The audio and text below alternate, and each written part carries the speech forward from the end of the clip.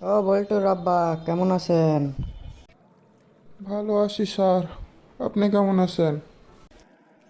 আমিও ভালো আছি। ইদানিং বল্টুর পড়াশোনা তো সব নষ্ট হয়ে যাইতেছে। আপনি কি শাসন করেন না নাকি বাসায়?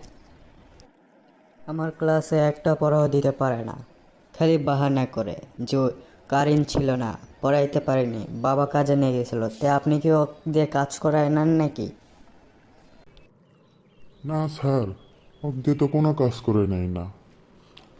ওই সব সময় খালি বন্ধু বান্ধব আর মোবাইল নিয়ে ব্যস্ত।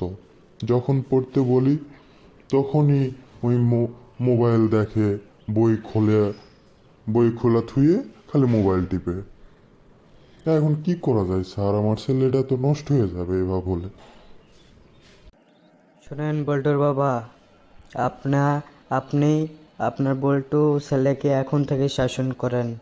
তাছাড়া বড় হয়ে গেলে তখন আরও বিপদে পড়বেন।